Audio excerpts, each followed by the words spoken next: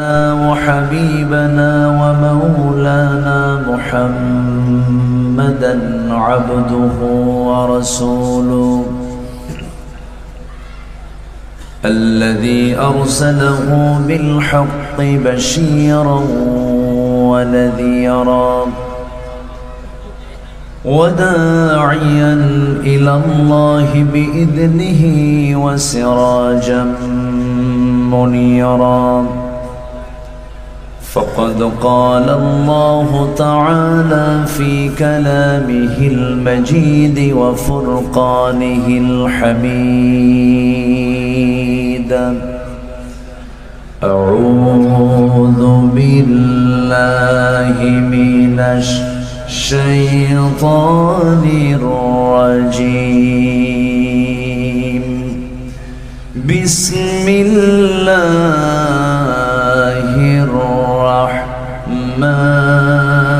الرحمن الرحيم إن الله وملائكته يصلون على النبي يا أيها الذين آمنوا صلوا عليه وسلموا تسليما اللهم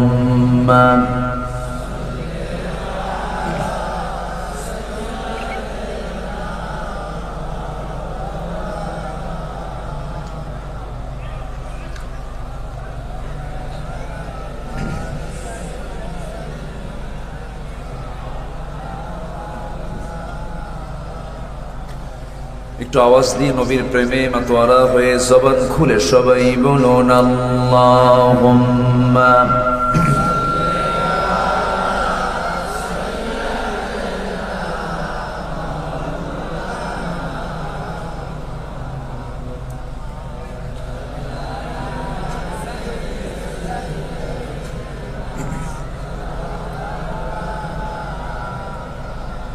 প্রাণের অধিক বেশি যার দাম রহমতুল লিল আলামিন জানো কি তোমরা তাহার নাম রহমতুল লিল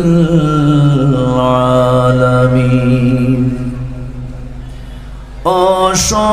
অসহায়ের বুকে যে জন গোপনে করে সওয়ার দরুদ পড়ে সুবহে ও শাম রহমতুল লিল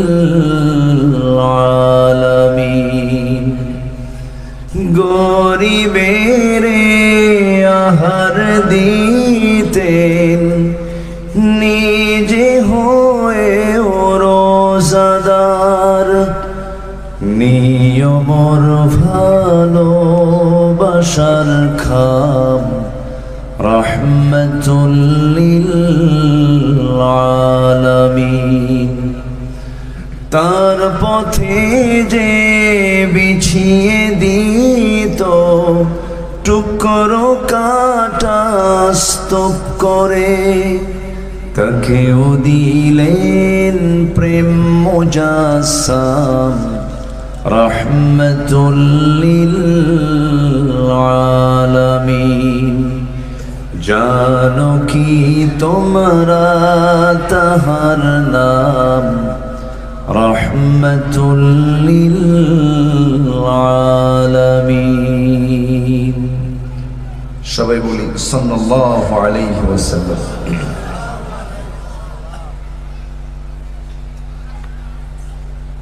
প্রাকৃতিক সৌন্দর্যের অপরূপ লীলাভূমি সবুজ বেষ্টিত অঞ্চল যমুনার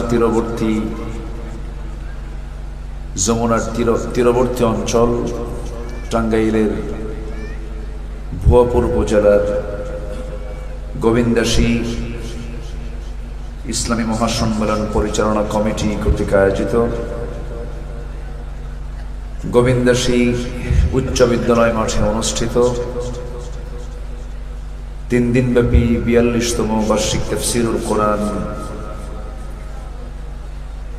ও ইসলামী মহাসম্মেলন 2026 মহত আয়োজনের সম্মানিত সুযোগ্য সাহেবে সাদর, সম্মানিত সভাপতি,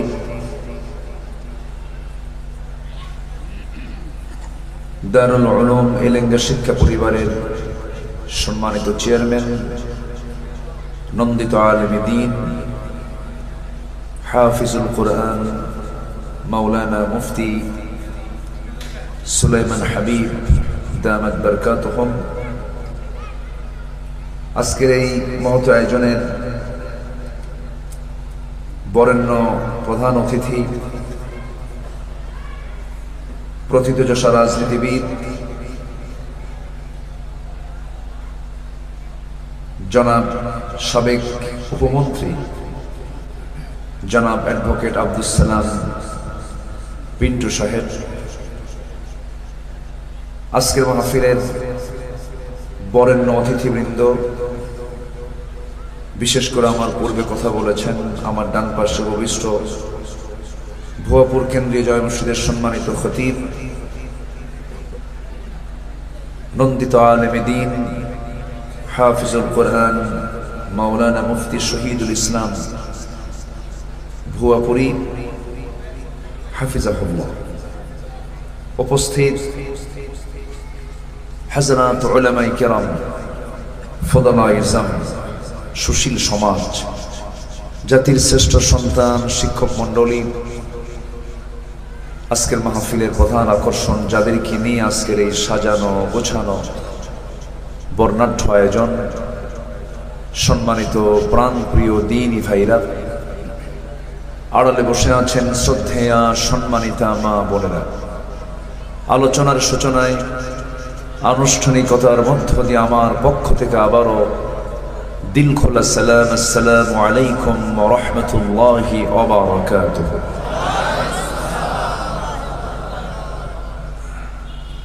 সালামের জবাবটা কেমন যেন একটু ভিজা ভিজা মনে হলো।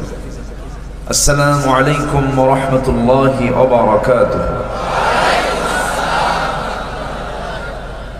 সবাই কেমন আছেন?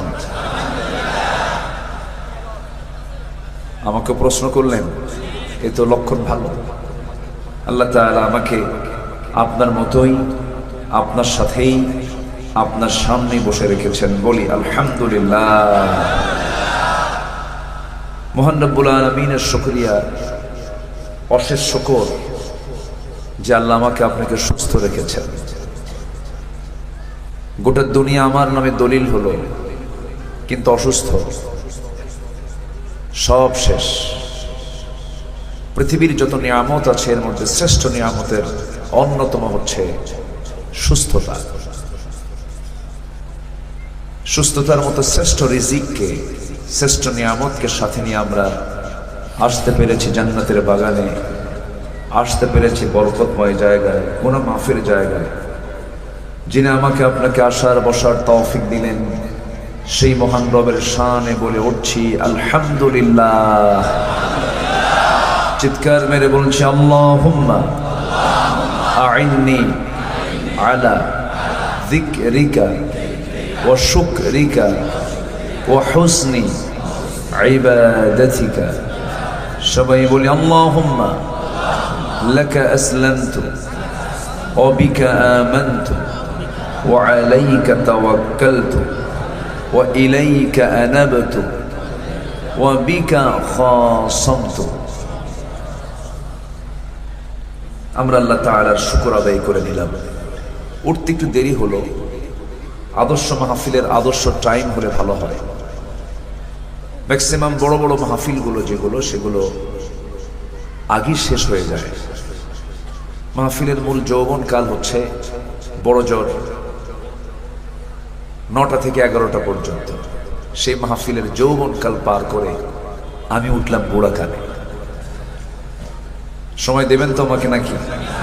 কারো কোনো সমস্যা নাই তো? সবাই থাকতে রাজি আছি তো ইনশাআল্লাহ? জি, আল্লাহ তাআলা কবুল করুন। তবে কিছু কিছু জায়গার চাইতে এখানে অনেক আগেই দিয়েছেন কমিটি। এই তো পাশের জেলায় ময়মনসিংহ, বেশ কয়েক বছর আগে আমাকে এক মাহফিল কমিটি দাওয়াত দিল, গেলাম। 8টায় পৌঁছার পরে বলল, হুজুর খাওয়া দাওয়া করেন, বালিশ কম্বল দিলাম, ঘুমান। তো বললাম উঠাবেন কখন? 1 ঘন্টা আগে উঠাবো, কত করেন চাইতে। আমাকে ঘুম থেকে ডাক দিল মাত্র রাত 3টায়। রাত কয়টায়? 3টায়। তো বললাম, ভাইজান হুজুর গত বছর প্রধান মেহমান উঠেছিল 4:30টায়, এবছর 3:30টায়, 1 ঘন্টা অগ্রগতি। তো সেদিক থেকে তো এখানে অনেক আগেই আছে। জি, সম্মানিত হাজিরিন, মহান রব্বুল আলামিন এই পৃথিবীতে প্রথম মানুষ যে পাঠিয়েছেন দুজনকে, একা না জোড়া করে। ওয়াখালাকনাকুম আজওয়াজা, তো জোড়া করে আল্লাহ পাক পাঠালেন আমাদের বাবা, আমাদের মা, যেটাকে কেন্দ্র করে আল্লাহ পাক আমাকে পরিচয় দিচ্ছেন, ওয়ালাকাদ কাররামনা বানি আদম। এই দুজনকে পৃথিবীতে পাঠালেন। এই দুজনের মধ্যে নবীকে বলেন তো, বলেন নবীকে? আদম। তাহলে এই দুজনের মধ্যে কি সমস্যা? ও আচ্ছা আচ্ছা, বসেন। জায়গা দিলে আরেকজন দেখতে পাবে না, একটু বসেন। আচ্ছা আচ্ছা আচ্ছা আচ্ছা, দেখছি চাচা, আপনি বসেন, একটু বসেন। ওনাকে একটু অন্য কোথাও দেন তো জায়গাটা। হ্যাঁ, একটু চাচা খুব ক্রেজি হয়ে গেছেন। জি, আসলে বিষয়টা হলো যে এই ক্যামেরাগুলো আপনি শুনছেন হাজার হাজার, না হয় লাখ মানুষ শুনবেন আপনারা, কিন্তু এই ক্যামেরাগুলো, এই রেকর্ডগুলো তারা শোনায় দেয় কোটি কোটি মানুষের কাছে। ঠিক থাকলো কই চাচা যে খাবার খেপছে, একটু বুঝতে হবে তো। আপনি দেখছেন আমাকে হাজার হাজার, আর এইগুলো চলে যাবে কি কোটি মানুষের কাছে। মিডিয়া প্রয়োজন আছে, আমরা বুঝি তো পরে, আমরা তো আগে বুঝি না, সব বুঝতে লেট হয় আমাদের। এক সময় ক্যামেরাগুলো আলেমদের সামনে নেওয়াই যেত না, খালি বলতো হারাম হারাম। এখন সব জায়েজ হয়ে গেছে, কিন্তু কখন? যখন সব মিডিয়া তারা দখল করে নিয়েছে। তো যাই হোক, একটু ধৈর্য ধরেন। বাবাজি আপনি একটু এই দিকে আসেন না, আপনি আমার সামনে আসেন, এখানে একটু জায়গা করে দেন তো ওনাকে, একটু এখানে আসেন। জি, তাছাড়া উনি আরাম পাচ্ছেন না। আসলে আই কন্ট্যাক্ট না হলে একটু কষ্ট হয়, তাই না? একটু আই কন্ট্যাক্ট না হলে একটু কষ্ট হয়। তো আমার এই জুতা দেখবেন, ওনার জুতাটা দেখেন সবাই, এটাও খেয়াল রাখতে হবে একটু। আচ্ছা ঠিক আছে। জি, আমার দিকে তাকান। তাহলে প্রথম মানুষ তিনি নবী ছিলেন। কি ছিলেন বলেন তো? নবী ছিলেন। আল্লাহ তাকে নবী করেছেন, এবং তিনি শুধু জ্ঞানী ছিলেন না, মহাজ্ঞানী ছিলেন। ওয়ালাকাদ কাররামনা বানি আদম, আমরা সেই আদমের সন্তান যে আদমকে আল্লাহ পাক ওয়াল্লামা আদামাল আসমাআ কুল্লাহা, আল্লাহ তাআলা যে আদম আলাইহিস সালাতু ওয়াস সালামকে আসমাআ কুল্লাহা, গোটা পৃথিবীর সকল সৃষ্টির নামের সঙ্গে পরিচয় করে দিয়েছেন। একটা একটা করে তাকে চিনিয়ে দিয়েছেন, এটা এই, এটা এই, এটা এই। কিয়ামত পর্যন্ত এত জ্ঞানী মানুষ পৃথিবীতে আর দ্বিতীয় জন কেউ আসবে না। জোরে বলে সুবহানাল্লাহ। এত জ্ঞানী ছিলেন। আমরা সেই জ্ঞানী পিতার সন্তান, আমরা জ্ঞানী পিতার কি সন্তান। তাহলে আমাদেরকে কি হতে হবে বলেন তো? বলেন বলেন বলেন। বাবার নাম ধরে রাখার জন্য কি হতে হবে? জ্ঞানী হতে হবে। জ্ঞানী হলে অনেক লাভ। জ্ঞানীর লাভটা সর্বদিকে, সব দিকে লাভ। আর যদি না হই জ্ঞানী, শুধু বিপদ না মহাবিপদ? মহাবিপদ। এই জন্য আমরা যে কিতাবের আয়োজনে আজকের এই মাহফিল, এটার নাম হলো, এই কিতাবের নাম হলো বেশি বেশি পড়া। কি বলেন? কি কি পড়া বলেন? বেশি বেশি পড়া। কোরআন ফুআলানুন এর ওজনে আসছে, যার অর্থ হলো বেশি পড়া। বহুল পঠিত যে গ্রন্থ তাকে বলা হয় কোরআন। তাহলে বেশি বেশি পড়া মানে কি? তাহলে কোরআন কি আমাকে কম পড়তে বলে না বেশি পড়তে বলে? বেশি পড়তে বলে। আচ্ছা, এরপরে আবার এই কিতাবের আবার প্রথম যে হুকুমটা এটাও হলো পড়ো। কার নামে? আসতে বলবেন না, কার নামে? আল্লাহর নামে। আল্লাহ রাব্বুল আলামিন বলেন, هل يستوي الذين يعلمون والذين لا يعلمون هل يستوي الأعمى والبصير যে চোখে দেখে আর যে চোখে দেখে না, যে জানে আর যে জানে না কখনো সমান হতে পারে না। এই জন্য শয়তান একজন মূর্খের কাছে যতটুকু পথভ্রষ্টতার চান্স নিতে পারে, একজন জ্ঞানীর কাছে এতটুকু পারে না। জ্ঞানীকে পথভ্রষ্ট করতে পারে না। জ্ঞানীর মর্যাদায় অন্যরকম, কারণ জ্ঞানীকে আল্লাহ রাব্বুল আলামিন খুব দাম দিয়েছেন, খুব সম্মান দিয়েছেন। আমার বন্ধুগণ, আল্লাহ রাব্বুল আলামিন কোরআনে কারীমের মধ্যে এই কোরআনকে পড়ার জন্য, স্টাডি করার জন্য কত কৌশল করে, কত আগ্রহ দেখি আল্লাহ রাব্বুল আলামিন বান্দাকে উৎসাহ দিয়েছেন। এক জায়গায় বলছেন, আফালা ইয়াতাদাব্বারুনাল কুরআন আম আলা কুলুবিন আকফালুহা। মানুষের কি হলো? মানুষ কোরআনটা নিয়ে তাদাব্বুর করে না, গবেষণা করে না। কি হলো? তারা কি তাদের অন্তরে কি তাদের তালাবদ্ধ হয়ে আছে নাকি? কেন তারা গবেষণা করে না? এই জন্য কোরআনে কারীমের হক আদায় করার জন্য আমরা 5টা কাজ করব। কয়টা কাজ বলেন? 5টা কাজ। নাম্বার 1 হলো কিরাআত। সুন্দর করে এটাকে রিসাইট করব, সুন্দর করে পড়ব। এই যে কিছুক্ষণ আগে এই ছোট্ট বাচ্চা যখন তেলাওয়াত করছিল, মন চাচ্ছিল যে আজকে আমার ওয়াজ বাদ দিয়ে ওর তেলাওয়াতটা শুনি। তেলাওয়াতের কি মজা, তেলাওয়াতের কি আনন্দ। এই জান্নাতের মধ্যেও কিন্তু এই তেলাওয়াতের সম্মেলন হবে। যেরকম সুবহানাল্লাহ। আল্লাহর কালামের সৌন্দর্য যদি একবার কেউ খুঁজে পায়, কোনো গান তাকে আকৃষ্ট করবে না, কোনো বাজনা তাকে আকৃষ্ট করবে না। কারণ কোরআনে কারীমের যে সুর, এই সুরের চাইতে সমকক্ষ কোনো সুর পৃথিবীতে নাই। এই সুর যদি কারো মধ্যে বদ্ধমূল হয়ে যায়, পৃথিবীর কোনো গান তাকে কাবু করতে পারবে না। আমার বন্ধুগণ, প্রথম হলো সুন্দর করে কিরাআত পড়া, সুন্দর করে রিসাইট করা। এরপরে কিরাআত, তিলাওয়াত, সুন্দর করে এটাকে একটু বুঝে বুঝে পড়ার চেষ্টা করা। ওয়ারাত্তিলিল কুরআন তারতিলা ওয়াইদা তুলিয়াত আলাইহিম আয়াতুহু যাদাতুহুম ঈমানাও ওয়া আলা রাব্বিহিম ইয়াতাওয়াক্কালুন। নাম্বার 3 হলো দিরাসাত। এটাকে স্টাডি করা, বোঝার জন্য চেষ্টা করা, অনুশীলন করা, বারবার এটাকে গভীরতায় নিয়ে যাওয়া। আর তাদাব্বুর মানে আরো গভীরভাবে এটাকে গবেষণা করা, গবেষণায় নিয়ে যাওয়া। এই 4টা করে যতটুকু জানলাম, বুঝলাম, এটাকে সমাজ জীবন, ব্যক্তি জীবন, সমাজ জীবন, রাষ্ট্র জীবনে কোরআনের সমস্ত আইন কানুনকে, হুকুমগুলোকে বাস্তবায়ন করার চেষ্টা করা। এই 5টা হক যাদাই করতে পারবে, সে মোটামুটি কোরআনের সে হক আদায় করতে পারলো। যেরকম সুবহানাল্লাহ। কোরআনের হক আদায় করার জন্য কয়টা কাজ করতে হবে? 5টা কাজ আমরা করব। জোরে বলি ইনশাআল্লাহ। এটার জন্য কোনো স্কুল লাগবে না, কলেজও লাগবে না। নিজে সিদ্ধান্ত নিতে হবে, স্টাডি করতে হবে। হয়তো ভাববেন হুজুর বুড়া হয়ে গেছি, এখন এই বুড়াকালে শিখবো কেমনে, পড়বো কেমনে, জানবো কেমনে? সম্ভব, অবশ্যই সম্ভব। আপনি শেখার চেষ্টা করবেন।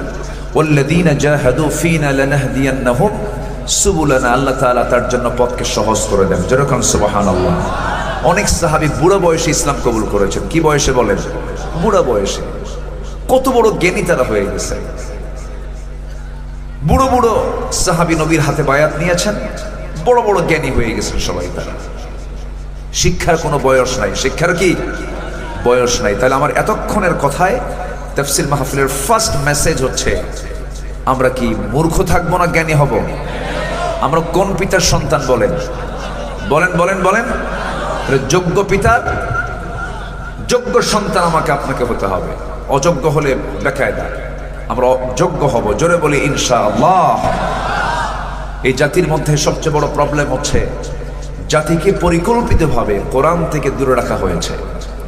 হয়তো বলবেন কেন কোথায় দূরে রাখে, এই যে আপনার সামনে তো কোরআন। না, অনেক মাস্টার প্ল্যান হয়েছে। এই দেশ শাসন করেছে ব্রিটিশরা প্রায় 200 বছর, এরপর থেকে চলছে এই ষড়যন্ত্রগুলো আছে এখন। তার বড় প্রমাণ আমি শুধু একটা মেসাল দেব। এখানে যারা বসে আছেন সবাইকে কোরআন সহি করে পড়তে পারেন? এটা কি শুধু এই এলাকার সমস্যা না জাতীয় সমস্যা? ভাতের পাতিলে মানে পাতিলে ভাত সিদ্ধ হলো কিনা এটা দেখার জন্য কি গোটা পাতিলের ভাত চেক করা লাগে, না একটা চেক করলে হয়? এক ভাত চেক করলেই গোটা পাতিল চেক হয়ে যায়। ঠিক তেমনই এই শুধু এই অডিয়েন্সটাই চেক করলে গোটা জাতি চেক আপ হয়ে যাবে যে এই জাতি কতটুকু কোরআন পারে। আমি যদি বলি কোরআনটাকে সহি করে পড়তে পারেন কয়জন, এখানে হাতে গোনা কয়েকজন ব্যক্তির হাত উঠবে, হয়তো কয়েকশো ব্যক্তির হাত উঠতে পারে। এই যে বাকি সবার যে হাত উঠবে না, এটার জন্য শুধু কি ব্যক্তি দায়ী, শুধু কি সমাজ দায়ী, না রাষ্ট্রের দায়বদ্ধতা আছে? আসতে বলবেন না, আছে না নাই? কিন্তু এখানে কি এরকম লোক কি খুব কম পাওয়া যাবে না যে সিগনেচার করতে পারে না? সিগনেচার করতে পারেন সবাই, মোটামুটি সবাই, কম বেশি সবাই কিন্তু সিগনেচার করতে পারেন। কেউ কিন্তু নিরক্ষর নাই, এখন সবাই লিখতে পারেন। তাহলে নিরক্ষর মুক্ত হয়েছে বাংলাদেশ। মানুষ সব শিক্ষা অর্জন করতে পেরেছে, কিন্তু কোরআন শেখাটা সবার জন্য সার্বজনীন জরুরি করে দেওয়া হয়নি। আমরা সামনের বাংলাদেশকে দেখতে চাই কোরআনের শিক্ষার বাংলাদেশ, কোরআনের সমাজের বাংলাদেশ দেখতে চাই। জোরে বলে ইনশাআল্লাহ। যেখানে প্রতিটি শিশু থেকে বৃদ্ধ পর্যন্ত, অবাল বৃদ্ধ বনিতা সবার তেলাওয়াত সহিহ হবে। জোরে বলি ইনশাআল্লাহ। তাফসীর মাহফিল আমার ফার্স্ট মেসেজটা আমি এটাই দিতে চাচ্ছি। আসুন না আমরা শিখি, আমরা জানি, আমরা ঠকবো না, আমরা জান্নাত বুঝে নেব। জোরে বলি ইনশাআল্লাহ। কার কাছ থেকে বুঝে নেব? আল্লাহকে বলবো, আল্লাহ তুমি আমাকে জান্নাত দাও। আল্লাহ তো আমার জন্যই জান্নাত রেখে দিয়েছেন, কিন্তু জান্নাতের যদি উপযুক্ত যোগ্যতা আমার না হয়, আমি জান্নাত নেব কেমনে? জান্নাত কার জন্য? আল্লাহ রাব্বুল আলামিন বলছেন জান্নাত তো তার জন্য, ইন্নাল্লাযীনা আমানু ওয়া আমিলুস সালিহাতি লাহুম জান্নাতুন তাজরি মিন তাহতিহাল আনহার যালিকাল ফাওজুল কাবীর। জোরে বলুন আল্লাহু আকবার। উলাইকা হুম খায়রুল বারিয়াহ। আরেক জায়গায় বলছেন ইন্নাল্লাযীনা আমানু ওয়া আমিলুস সালিহাতি কানাত লাহুম জান্নাতুল ফিরদাউসি নুজুলা খালিদিনা ফিহা লা ইয়াবগুনা আনহা হিওয়ালা। জোরে বলুন আল্লাহু আকবার। জান্নাত কারা পাবে? যারা ঈমান আনবে এবং নেক আমল করবে। নেক আমল করবে কেমনে সে তো জানি না। নেক আমল গুলো কি? নেক আমল জানার জন্য তো ইলম দরকার। নেক আমল কোনটা, বদ আমল কোনটা? নেক আমলের সমস্ত তালিকা এবং বদ আমলের সমস্ত তালিকা যে কিতাবে দেওয়া আছে সেই কিতাবের নামটা চিল্লায় বলুন কি? বদ আমল হলো সুদ। আমার দেশে সুদ জারি না যাকাত জারি? কি আছে কি আছে কি আছে? সুদ। ভুয়াপুরে মনে হয় সুদ টুদ নাই নাকি? হাজি সাহেব সুদ খায়। কে কে কে সুদ খায়? হাজি সাহেব সুদ খায়। এমন হাজি সুদের কারবার করে। কে রাগ করতেছেন নাকি আপনারা? কেউ যায়েন না, এখন গেলে কিন্তু ভাববো ওটাই সুদ খায়। বসেন। ডাক্তারের কাছে সুস্থ মানুষ যায় না অসুস্থ মানুষ যায়? রোগী হলে এরপরে যায়। তো মাহফিলে আমরা চেষ্টা করি যে আমাদের ইমানের রোগগুলো কি কি এগুলো ধরা, ইমানকে ধ্বংস করে ফেলে এরকম কিছু বিষয়গুলোকে আমাদের তুলে ধরাই হচ্ছে আমাদের দায়িত্ব।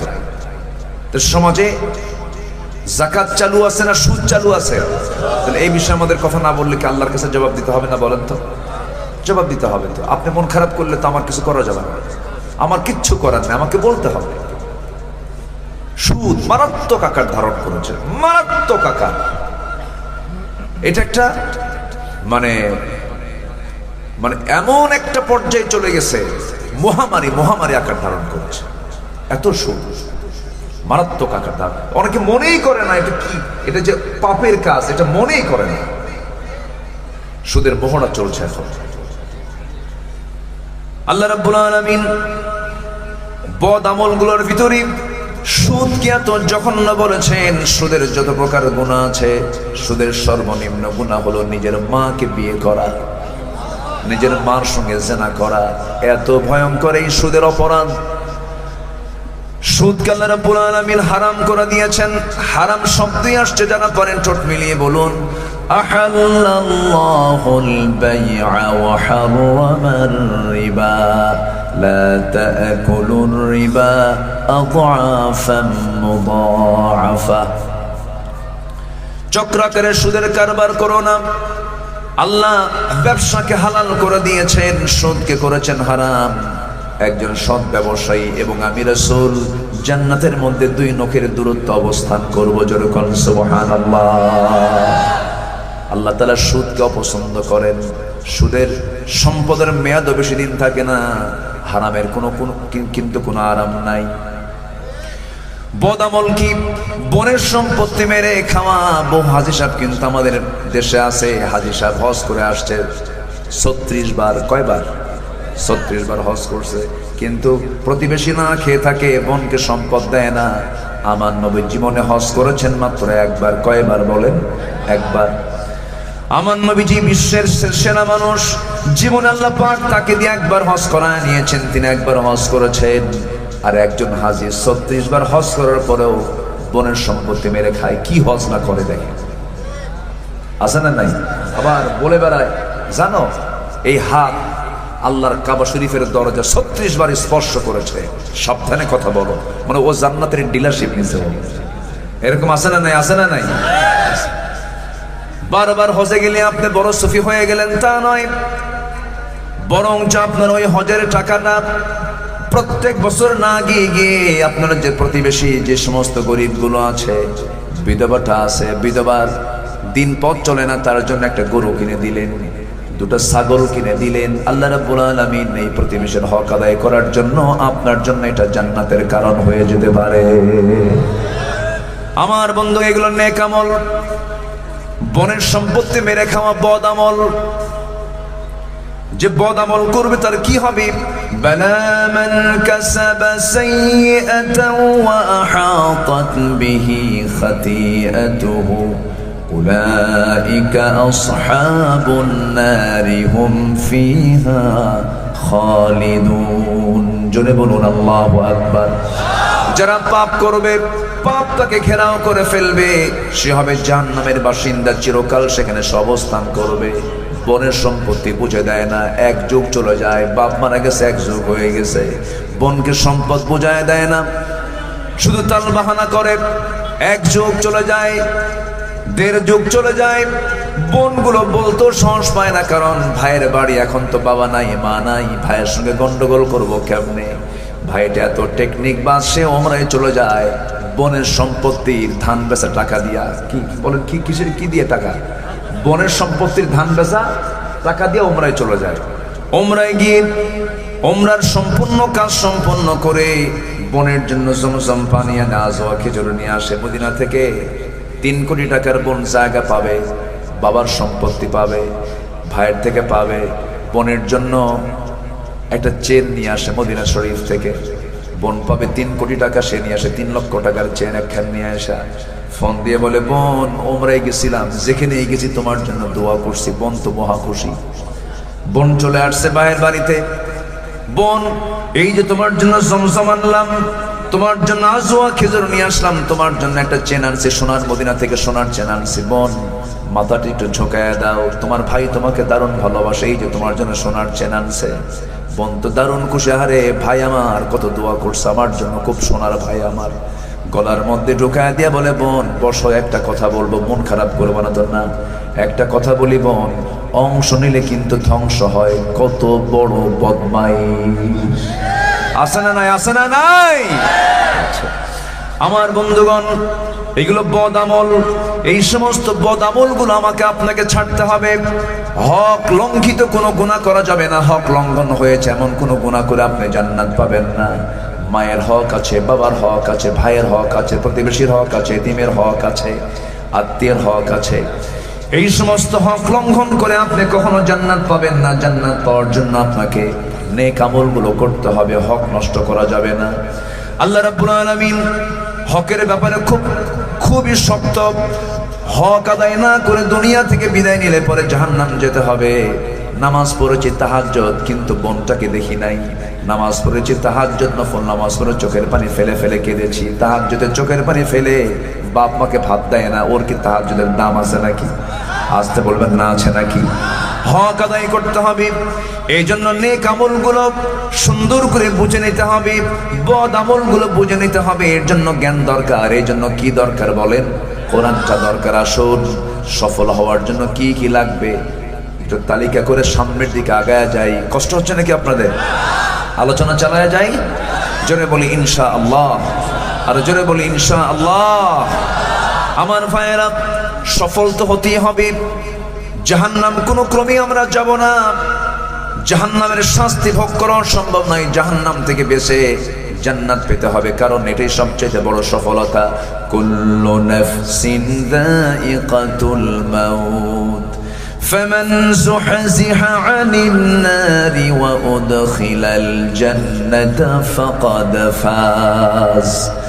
যে ব্যক্তি জাহান্নাম থেকে নিজেকে মুক্ত করে জান্নাত যে ব্যক্তি পেল, তার চাইতে বড় সফলতার কে আনতে পারে? সেই হচ্ছে মহা সাফল্যের সাফল্যবান। যে কোনো মূল্যে হোক আমাকে জাহান্নামকে মাইনাস করে জান্নাত পেতে হবে। সবাইকে জান্নাত পেতে রাজি আছেন নাকি? সবাইকে জান্নাত চান? সবাইকে জান্নাত চান? নামাজ না পড়ে এই জাতি কি নামাজি না বেনামাজি? বলেন, এই জাতি নামাজি না বেনামাজি? বেনামাজি। নামাজি কই? 5% নামাজি আর 95% বেনামাজি। বলেন তো কোন দিকে গড় বেশি যায়? বলেন, নামাজি না বেনামাজি? যদি নামাজি বলতাম, যদি 95% নামাজি হতো আর 5% যদি বেনামাজি হতো। নামাজি হলো 5%, বেনামাজি হলো 95%। নামাজি পড়ে না জাতি, খালি বিড়ি খায়। কি খায়? এত বিড়ি খায়। ওরে আল্লাহ!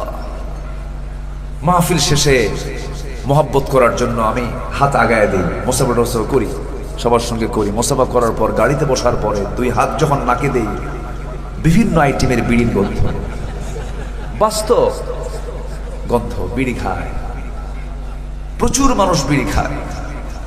বিড়ি যেটা দিয়ে হয়, যে তামাক, এই তামাকের গাছ আপনারা দেখছেন কিনা জানি না, এলাকায় আছে? আচ্ছা, চরাঞ্চলে থাকতে পারে। এই তামাকের যে পাতাগুলো যখন গাছ আকারে হয়, এত তরুতাজা দেখা যায়, মানে সবুজ তরুতাজা একদম, মানে পাতাগুলো একদম জীবন্ত, এত সুন্দর দেখা যায়, খুব টসটসে, খুব সুন্দর পাতাগুলো, সজীব পাতা। তো আমি একদিন চিন্তা করলাম, ওই পাশে দিয়ে যাচ্ছিলাম, একজনকে ডাক দিয়ে বললাম, ভাই এত সুন্দর পাতা এই তামাকের, তো পাতাগুলো বেড়া বুড়া নাই, কিছু নাই, তো এগুলো তো নষ্ট হওয়ার কথা। পাতা ছাগল গরু খায় না, হুজুর, কুত্তাও খায় না। শুনতেছেন আমার কথাগুলো? শুনতেছেন? দেখেন এই পাতা যে ভয়ঙ্কর ক্ষতিকর, এটা ছাগলও বোঝে, গরুও বোঝে। কে বোঝে না? কে বোঝে না? খায়। কি যে মজা পায় আল্লাহ জানে। আল্লাহ তুমি সকল নেশা থেকে জাতিকে হেফাজত করো। জোরে বলি আল্লাহুম্মা আমিন। পান খান, সমস্যা কি? পান খেতে আপত্তি নাই। পান গাছের রস, এটা স্টমাকের জন্য ভালো। মেডিকেল সায়েন্স পানের রসের ব্যাপারে কোনো মানে নেগেটিভিটি তারা দেয়নি। রস খেতে পারেন, পরিমিত খান। হয়তো একটু বমি বমি লাগে, খাবার শেষে 3 বেলা একটু চাবালেন, খাইলেন, আবার পরিষ্কার করলেন মেসওয়াক দিয়ে, দাঁতটা সাদা রাখলেন, খান, সমস্যা নাই। কিন্তু পানের সাথে আবার হাকিমপুরি রহমতুল্লাহ আলাইহি কেন? এটা আপনি জোড়াতে নিতে পারেন, এটা লাগাতে যাবেন। লাগাতে গেলেই তো ক্যান্সার হয়ে যাবে। ক্যান্সার যে হয়, এটাকে আল্লাহ দেন না বান্দা নিয়ে আসে? বান্দাই তো নিয়ে আসে। আল্লাহ কি সুন্দর ফ্রেশ লাঞ্চ দিয়েছেন, বিড়ি দিয়ে ধোঁয়া দিয়ে ঢুকায়া ওই লাঞ্চের মধ্যে পচায়া গলায়া বাস পরে ফুটো হয়ে এসে মারা যায়। তখন আল্লাহকে বলে, আল্লাহ তুমি আমার এই রোগটা দিলা। আল্লাহ দিল না, ও নিজে কামাই করলো। এটা বলে আমরা নেশা থেকে বাঁচবো, জোরে বলি ইনশাআল্লাহ। কোনো ফতুয়া জানার দরকার নাই যে বিড়ি খাওয়া জায়েজ কি না জায়েজ। আমার মাহফিলে এসে প্রশ্ন করে, বিড়ি খাওয়া কি জায়েজ আছে? মানে সে তো খায় আবার জায়েজের চেষ্টায় থাকে। ক্ষতি তো আপনার জীবনে শেষ করে দিচ্ছে, খাবো কেন? আমরা কোন নেশার দিকে যাব না, জোরে বলি ইনশাআল্লাহ। ইমানদারের মুখ হবে সুগন্ধ না দুর্গন্ধ? সুগন্ধ। আমার নবীজি কখনো মেসওয়াক ছাড়া থাকতেন না। নবীজি দুনিয়া থেকে যখন বিদায় নেবেন, সর্বশেষ যে তার ব্যবহারিক আমল ছিল, ব্যবহৃত আমল ছিল, সেটা হলো মেসওয়াক করা। নবীজি পকেটের মধ্যে 3টা জিনিস রাখতেন। একটা হলো মেসওয়াক, এই যে মেসওয়াক, এটা সুন্নাহ, যদি বলি আলহামদুলিল্লাহ। মেসওয়াক তিনি রাখতেন এবং রাসূল নিজে বলেছেন, আমার উম্মতের যদি কষ্ট না হতো মেসওয়াককে ওয়াজিব বানায় দিতাম। এত গুরুত্বপূর্ণ বিষয়। আমার নবীজি 2 নাম্বার জিনিস রাখতেন হলো পকেটের মধ্যে তিনি মুস্তুন চিরুনি রাখতেন। এটা সুন্নাহ আমল। আমার নবীজি টিপটপ ছিলেন, ফ্রেশ ছিলেন এবং আমার নবীজির প্রত্যেকটা মানুষের দেহের মধ্যে একটা ঘামের গন্ধ আছে না নাই বলেন? যদি আমার নবীর গায়ের মধ্যে ছিল না, বরং উল্টা তার থেকে সুগন্ধি বের হতো, আলহামদুলিল্লাহ বলেন। এরপরও তিনি আরেকটা জিনিস আতর রাখতেন। আতর শুধু তিনি মাখতেন না, তালুতে নিতেন, মাথা থেকে শুরু করতেন দেওয়া। যার সঙ্গে দেখা হতো তারও আতর লাগায় দিতেন। আমার নবীজি কোনো শিশুর মাথায় যখন হাত বুলায় দিতেন, গোটা শরীর তার আতরের গন্ধে সুগন্ধে ভরপুর হয়ে যেত। আর সেই উম্মতের পকেটে থাকে হলো বুলু বিড়ি। কি বিড়ি? এগুলো কেন থাকবে আমার ভাইয়েরা? আখলাকুন নবী, আমার নবীর আখলাক আমার আপনার মধ্যে ঢুকায় নিতে হবে। মাথার চুল থেকে শুরু করে পার গোড়ালি পর্যন্ত সব সুন্নাহ দিয়ে ভরপুর থাকতে হবে। যুবকদের মাথার চুলগুলো দেখছেন নাকি? যুবকদের মাথার চুলগুলো এখন ডিজাইনগুলো দেখেন। এই দিকে চুল নাই, 2 দিকে চুল নাই, পিছনেও চুল নাই, চামড়া বের করা, মাথার উপরে গোল করে কাউয়া কাঠি, দক্ষিণ তালপট্টি, সেন্ট মার্টিন দ্বীপ, কি ভুল বলতেছেন? এই হলো মাথার চুলের ডিজাইন। শার্ট একখান পরে ছোট মোটো, প্যান্ট একখান পরে এত ঢিলা প্যান্ট পরে, যে প্যান্ট পরার নিয়ম হচ্ছে, পাজামা পরার নিয়ম হলো নাভির উপর থেকে পড়তে হবে, কিন্তু সেই নাভির নিচে এত নিচে পরে প্যান্টটা, এত নিচে পরে সীমান্ত বর্ডার। কি বর্ডার? সীমান্ত বর্ডার। যখন তখন অঘটন ঘটতে পারে। এমন পোশাক তো তোমার পরা যাবে না বাবা। যুবকরা এই সমস্ত পোশাকগুলো পরো না। তারপরে কাপড় চোপড়ের কোনো সাইজ বাইজ নেই। নতুন প্যান্ট বাজার থেকে কিনে আনে, হাঁটু ফাটা প্যান্ট। কি ফাটা? হাঁটু ফাটা প্যান্টের দাম হলো 8,000, আর যেটা ভালো প্যান্ট তার দাম হলো 800 টাকা। তাহলে চিন্তা করে দেখেন ফাটা প্যান্টের কি দাম। ফাটা প্যান্ট কিনে আনে। ফাটা প্যান্ট কিনলে তো নামাজি হবে না, 17 চলে গেল। এই হলো পোশাকের হাল। মেয়েদের পোশাকের তো আরো সাইজ বাইজ নাই, তাদের পোশাকের দিকে তাকানোই যায় না। মেয়েদের তো গায়ে কাপড় চোপড়ই নাই। আধুনিক হতে হতে এমন অবস্থা যে বনের পশুকেও তারা হার মানিয়ে দিয়েছে। এত নোংরা পোশাক তাদের। মাথার চুলগুলো হলো কালো, এটাকে ডিজাইন করে লাল, নীল, হলুদ বিভিন্ন কালার বানায়া ওই মডেলটার নাম দিয়েছে আমি ভেড়া মডেল। কি মডেল? ভেড়া মডেল। একদিন মসজিদে গেছে নামাজ পড়তে আমি। তো মসজিদে ঢুকলেই তো আগে সুন্নাহ পড়তে হয়, 2 রাকাত সুন্নাহ নামাজ, নফল নামাজ। আমার রাসূল ঢুকেই 2 রাকাত নামাজ পড়তেন। তো আমি ভিতরে ঢুকে নামাজ পড়বে, এমন সময় দেখি একটা যুবক নামাজে দাঁড়াইছে। তো ভাবলাম যে ওর যে পোশাক দেখি, আগে নামাজটা দেখি। তো নামাজ যখন পড়তেছে, ওই প্যান্ট আর শার্ট দেখে আমি ভাবলাম দেখি ওর নামাজটা আজকে কেমন হয়। পিছনে দাঁড়ায় আছে। রুকুতে যখন গেল তখন দেখি রুকুর ঠেলায় শার্ট উপরে, প্যান্ট নিচে, মাঝখানে নাই। তো ভাবলাম এ তো রুকুর হাল, দেখি সেজদায় কি হয়। সেজদায় যখন গেছে তখন দেখি প্যান্ট খুলে আন্ডার প্যান্ট বের হয়ে গেছে। আমি কি অবাস্তব কিছু বলতেছি বলেন? তো অধিকাংশ যুবকদের প্যান্টের দশা এরকম কিনা বলেন? তোমার প্যান্ট যদি খুলেই সব বের হয়, তো ওই প্যান্ট না পরার সাইডে খুলে থাকাই ভালো। এগুলো কি? এগুলোকে চেঞ্জ করতে হবে। যুবকরা নামাজি হও। সুন্দর করে নেক আমলগুলো খুঁজে খুঁজে বের করো। জীবন কয়টা? আসতে বলবেন না, জীবন কয়টা? একটা জীবন। একটা জীবনকে সাজাতে হবে। না'মাল সালিহান এমন করে কথা বলার সুযোগ হবে না। আল্লাহ নেক আমল করব দুনিয়াতে পাঠায় দাও, আল্লাহ রাব্বুল আলামিন আর পাঠাবেন না। এই দুনিয়া শেষ হয়ে গেলেই বিচার শুরু হয়ে যাবে, কিয়ামত শুরু হয়ে যাবে। এই জন্য অবশ্যই সফল হতে হবে, সফল হয়ে জান্নাত নিতে হবে। আল্লাহ রাব্বুল আলামিন বলছেন কোন বান্দাগুলো সফল, সফল হওয়ার জন্য কিছু শর্ত আছে। 9টা শর্ত বলেন। কয়টা শর্ত বলেন? 9টা শর্ত। আমি একটাও বলি নাই, একটা একটা করে বলবো। সবাইকে শুনতে রাজি আছেন? আল্লাহ কবুল করুন, জোরে বলি আমিন। আমি খুবই আনন্দিত, এত সুন্দর করে আপনারা বসে আছেন। দুদিন আলোচনা শোনার পরেও আজকে আপনাদের ভিতরে এত সুন্দর মনোযোগিতা নিয়ে আপনারা শুনতেছেন। আল্লাহ কবুল করুন, জোরে বলি আমিন। আরো জোরে আল্লাহুম্মা আমিন। সফল হওয়ার জন্য কিছু শর্ত আছে। আল্লাহ পাক বলছেন 9টা শর্ত তুমি পূরণ করো, আমি তোমাকে সফলতা দিয়ে দেবো। জোরে বলেন সুবহানাল্লাহ। সে আমলগুলো কি কি? নাম্বার 1, নেক আমল সহ ঈমান আনা। নেক আমল সহ ঈমান আনা। আমল আছে ঈমান নেই, হবে না। আবার ঈমান আছে আমল নেই, তাও হবে না। আমল আছে ঈমান নেই, হবে না। তাই যদি হতো আবু তালেবের মতো নেক আমল অনেক সাহাবীও করতে পারেন নাই। সাহাবীরা এমন সুযোগ পান নাই যে সুযোগটা আবু তালেব পেয়েছিলেন। আমার নবীজির সারা জীবন যে পরিমাণ আমার নবীকে হেল্প করেছেন আবু তালেব, নিজের সন্তান আলীকে দূরে রেখে আমার নবীকে কোলের মধ্যে নিয়ে রাত কাটিয়ে দিয়েছেন আবু তালেব। শত্রুকে আঘাত করতে না দিয়ে বরঞ্চ তার সঙ্গে জেল পর্যন্ত খেটেছেন। 3.5 বছর শিবে আবু তালেবে থেকেছেন আবু তালেব। এত তার জীবনটা, গোটা জীবনটা নবীর পক্ষে, নবীর মহাব্বতে গোটা জীবনটা তার ভরপুর হয়ে আছে। এত বড় খেদমত করার পর আবু তালেবের কপালে জান্নাত না জাহান্নাম? কি নাই বলেন? কি নাই? কি নাই? ঈমান নাই। আমল আছে। আমল আছে না নাই? আমল আছে, ঈমান নেই, লাভ নাই। আবার ঈমান আছে, আমল নেই, তাও লাভ নাই। কারণ আমার বন্ধুগণ, তাই যদি হতো আমার ভাইয়েরা, এই দুনিয়াতে আমার নবীর আপন চাচা জাহান্নামী, আমার নবীর আপন চাচা আবু লাহাব জাহান্নামী। আবার আরেকজন নবীর দিকে তাকান, নূহ আলাইহিস সালাতু ওয়াস সালাম 900 বছর দাওয়াত দিয়েছেন দিনে রাতে। ইন্নী দাউতু কওমি লাইলা ওয়া নাহারা।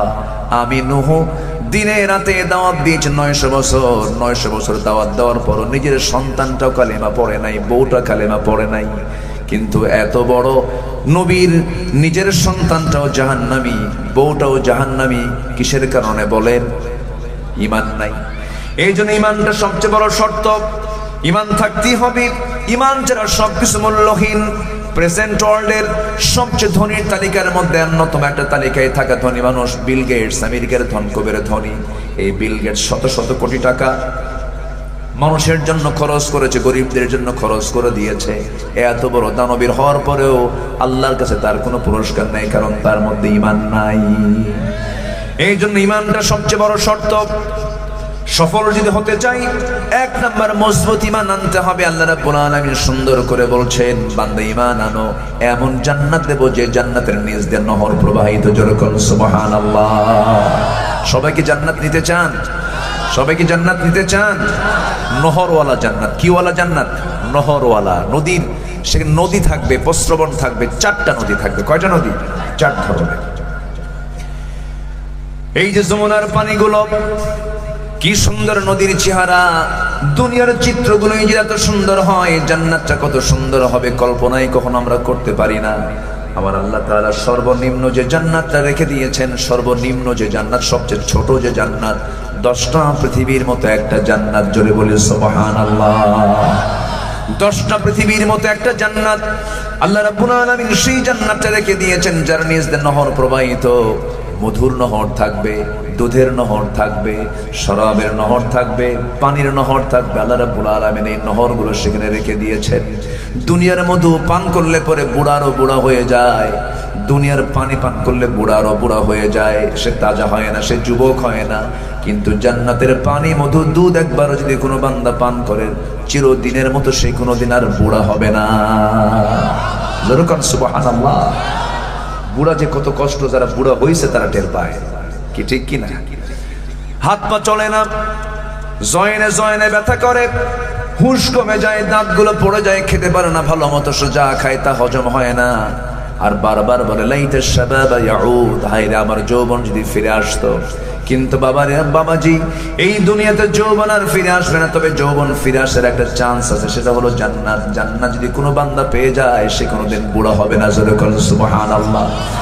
জান্নাতের হুরদের সঙ্গে বিয়ে করায় দিবেন কে বিয়ে করায় দিবেন? আল্লাহ বিয়ে করায় দিবেন। আপনার মন যা চাবে, ওয়ালাকুম ফিহা মা তাশতাহি আনফুসুকুম, আপনার মন যা চাবে আপনি তাই পাবেন। সেখানে আল্লাহ রাব্বুল আলামিন খাবার রেখে দিয়েছেন, ফলমূল রেখে দিয়েছেন, ওয়াফাকিহাতুম মিম্মা ইয়াতাখায়্যারুন ওয়া লাহমি তায়রিম মিম্মা ইয়াশতাহুন ওয়া হুরুন আইন কাআমসালিল লুলুইল মাকনুন। জোরে বলুন আল্লাহু আকবার। আল্লাহ রাব্বুল আলামিন প্রথমে ফল খাওয়াবেন, ওয়াফাকিহা, আগে ফল খাওয়াবেন। আমাদের দেশে একটা কথা প্রচলন আছে, ভরা পেটে ফল খালি পেটে জল, রং কথা, বাজে কথা, ভিত্তিহীন কথা। আল্লাহ পাক জান্নাতের মধ্যে আগে ফল খাওয়াবেন। কি খাওয়াবেন বলেন? ওয়াফাকিহাতুন, কোরআনের সিলসিলা অনুযায়ী ওয়াফাকিহাতুম মিম্মা ইয়াতাখায়্যারুন ওয়া লাহমি তায়রিন, এরপরে গোশত খাওয়াবেন। এই জন্য দুনিয়া তো আল্লাহ রাব্বুল আলামিন আমাদের শরীরটা এমন করে সাজিয়েছেন, আমাদের এই দেহটা জাহান্নামের শরীর না জান্নাতের শরীর? বলেন বলেন বলেন, আমরা কোথায় ছিলাম? জান্নাতের বডি, জান্নাতের মধ্যে আল্লাহ রাব্বুল আলামিন যেই মেনু রেখেছেন, এই দুনিয়া তো বান্দার জন্য ফল রেখে দিয়েছেন। ফলটাকে খাবা, ফল খেলে পরে ফলের মধ্যে যে ভিটামিন গুলো আছে, ফলের মধ্যে সুগার আছে, ফলের মধ্যে সব কিছু আছে, এগুলো সব কিছু মাপ মতো আছে, কোনো কম বেশি নেই। আপনি তরকারি রান্না করবেন, ঝাল কম হবে, ঝাল বেশি হবে, পেটের মধ্যে ট্রাবল হতে পারে। কিন্তু ফল কোনো বান্দা যদি খালি পেটে খায়, তার পেটে কোনো ট্রাবল নাই। জোরে বলেন সুবহানাল্লাহ। আমার বন্ধুগণ, জান্নাতের মধ্যে আল্লাহ রাব্বুল আলামিন এত কিছু নিয়ামত রেখে দিয়েছেন। উড়ন্ত পাখি উঠতেছে, সেই সময় বান্দা মনে করবে, হারে এই পাখিটা যদি খেতে পারতাম। সামনে পাখি ফ্রাই হয়ে আসবে, বান্দা খাবে। জোরে বলেন সুবহানাল্লাহ। আমার বন্ধুগণ, সেই জান্নাত লাভের জন্য আমাকে আপনাকে সবার আগে চেষ্টা করতে হবে, নেক আমল সহ আমরা ঈমান আনবো। সবাইকে রাজি আছেন? সবাইকে রাজি আছেন? আল্লাহ কবুল করুন। জোরে বলি আল্লাহুম্মা আমিন। নাম্বার 2 হলো নফসকে আমরা শুদ্ধ করব। নফসের মধ্যে কোনো ভেজালি রাখা যাবে না। অন্যের ভালো কিছু দেখলে যদি সহ্য না হয়, ওই ঈমানটার মধ্যে ক্যান্সার ঢুকেছে। কি ঢুকছে বলেন? কি ঢুকছে? ক্যান্সার ঢুকেছে। আমার বন্ধুগণ, হিংসা হলো ঈমানের ক্যান্সার। এই হিংসা কিন্তু সবচাইতে বেশি হলো জ্ঞানীদের মধ্যে। কার মধ্যে বলেন? জ্ঞানীর ভিতরে হিংসা বেশি। দেখবেন সাধারণ গ্রামের মূর্খ মানুষগুলো, মূর্খ মানে কি, মানে বুঝে সুঝে কম, কিন্তু আমল আছে ভালো, দেখবেন তাদের মধ্যে কোনো হিংসা নাই। আল্লাহ তাআলা হিংসা নামক রোগটা খুব গুরুত্বের সঙ্গে দিয়ে আল্লাহ রাব্বুল আলামিন একটা আয়াত নাযিল করে দিয়েছেন। বান্দা হিংসা থেকে বাঁচার জন্য দোয়া শিখিয়ে দিলাম, মিন শাররি হাসিদিন ইযা হাসাদ। হিংসা থেকে তুমি আল্লাহ আমাকে বাঁচায়া দাও। হিংসা করা যাবে? ইমানদার কখনো হিংসুক হতে পারে? এটা হচ্ছে ইমানের ক্যান্সার। এটা কিসের ক্যান্সার বলেন? ইমানের ক্যান্সার, নফসের ক্যান্সার। নফসেরও ক্যান্সার হয়ে যায়। এই জন্য নফসকে পরিশুদ্ধ রাখার জন্য নাম্বার 2 হচ্ছে পরিশুদ্ধতা। কিসের? নফসের পরিশুদ্ধতা আমরা আনবো। জোরে বলি ইনশাআল্লাহ। হিংসা করা যাবে না। হিংসা করলে সব শেষ হয়ে যাবে। হিংসা করলে সব কি হয়ে যাবে? প্রায় আমি একটা উদাহরণ দিই। এক বেচারি বিয়ে করতে যাবে। আগের যুগের মানুষ বিয়ে করতো ঘোড়ায় চড়ে। এলাকায় আছে কিনা এরকম? সব এক সময় ছিল না? ছিল। গরুর গাড়িতে করে বিয়ে শাদী করতো। এখানে গরুর গাড়িতে বিয়ে করা মুরব্বি নাই? নাই এখানে গরুর গাড়িতে বিয়ে করা মুরব্বি থাকার কথা তো। কিসে বিয়ে করছেন? কিসে বিয়ে করছেন? কোন?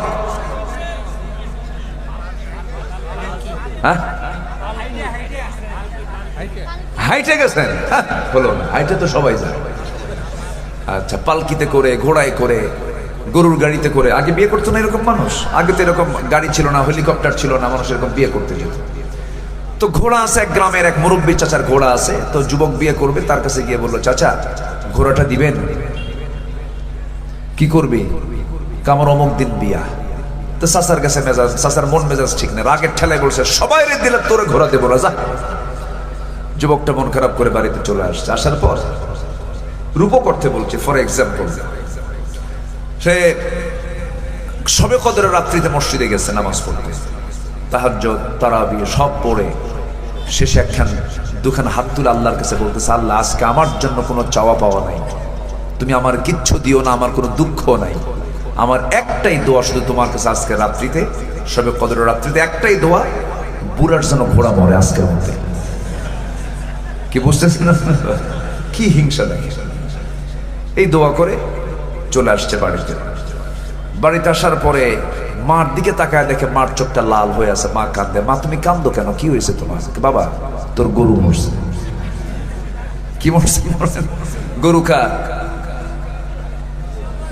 যে দোয়া করছে তার গরু।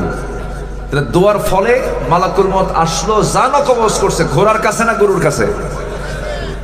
হিংসা করবেন নিজে ঠকবেন। হিংসা করলে অন্যের কোনো ক্ষতি হয় না, নিজেরই ক্ষতি হয়। হিংসা করলে কার ক্ষতি হয়? নিজের ক্ষতি হয়। আমরা হিংসা করবো না। জোরে বলি ইনশাআল্লাহ, জোরে বলি ইনশাআল্লাহ। তাহলে দেখবেন আপনার আরামে ঘুম হবে। তাহলে কেমনে ঘুম হবে বলেন তো? আরামে। আর জমি কিনছে একজন, ঘুম হয় না আরেকজন, এরকম আছে না? জমি কেনার শোনার সংবাদ পরপরই কয়, ও জমি কিনলো, কেমনে কিনলো, এটা হলো কেমনে? High pressure. কি প্রেশার? High pressure. পরে ওষুধ ছাড়ার ঘুম হচ্ছে না। তো দরকার কি আপনার এই রুগী হওয়ার? হিংসা মানে হলো রুগী। হিংসা মানে কি? রুগী। হিংসুক যে সে কি সুস্থ না অসুস্থ? অসুস্থ। ওগুলো চিন্তা করার সময় নাই। সেজদা দিবেন বেশি কইরা, জান্নাতের লোভ করবো আমরা। জোরে বলি ইনশাআল্লাহ। আমার বন্ধুগণ, আরেকটা হলো অহংকার। অহংকার আছে না নাই? আচ্ছা, অহংকার করবে যে দিল্লি গিয়ে পড়বে সে। আমার কথা কি বুঝতেছেন আপনারা? অহংকার করা মানে কোথায় গিয়ে পড়া?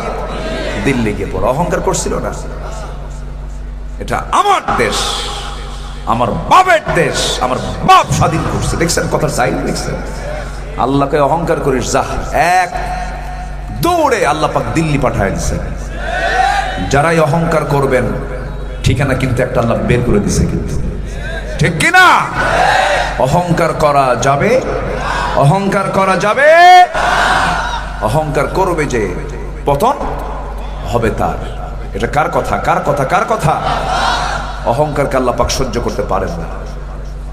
যার মধ্যে মিসকাল হাব্বাতিন মিন কিবার, অর্থাৎ এখানে পরিমাণটা এত ছোট যে যার মধ্যে চুল পরিমাণ অহংকার থাকবে সে জান্নাতের গন্ধই পাবে না। এত মারাত্মক অহংকার। ক্ষমতার অহংকার আছে না নাই? খালি থানার হুমকি দিত, হ্যালো অমক, ওসি সাহেব এখানে একটা আছে, ধরে নিয়ে যান। তোদের এখন কোথায় তোরা? এখন তোরা কোথায়? মামলা বাণিজ্য করেছ তোমরা, মানুষকে হত্যা করেছ, আলেমদেরকে হত্যা করেছ, আল্লামা সাইদির মতো মানুষকে প্ল্যান করে দিল্লির প্রেসক্রিপশনে হত্যা করেছ। প্রত্যেকটা হত্যার বিচার বাংলার জমিনে হবে, হবে, হবে ইনশাআল্লাহ। রাজি আছেন কারা কারা? হাত উঁচু করে দেখান।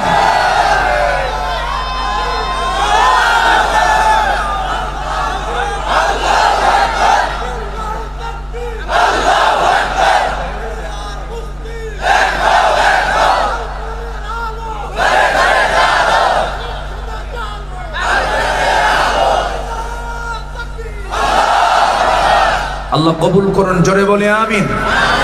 আপনারা সরতে পারেন না এখান থেকে? সরেন, এই সাউন্ড তো পাচ্ছি না।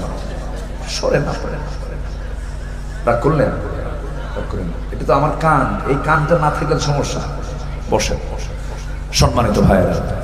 তাহলে ইমানদার হবে বিনয়ী না অহংকারী? বলেন ইমানদার কি হবে? বলেন অহংকার না বিনয়? বিনয়ী হবে। ইমানদার হাসি মুখে কথা বলবে। কিছু কিছু লোক আছে হাসেও না কান্দেও না, এরকম লোক আছে না নাই? ওদের বউরাও দোয়া করে এটা মরবে কোন দিন। একটু হাসি খুশি বিনয় হয়ে থাকবো। জোরে বলি ইনশাআল্লাহ। আল্লাহ সুন্দর চেহারা দিছে, কারো চেহারা কি খারাপ? সব চেহারাই সুন্দর। কে করে দিয়েছেন? তো চেহারা খারাপ করে রাখবো কেন? যে হাসে না ওর চেহারা ভালো থাকে? হাসেও না কান্দেও না, কথাও কয় না ভালো করে, এরকম আছে না?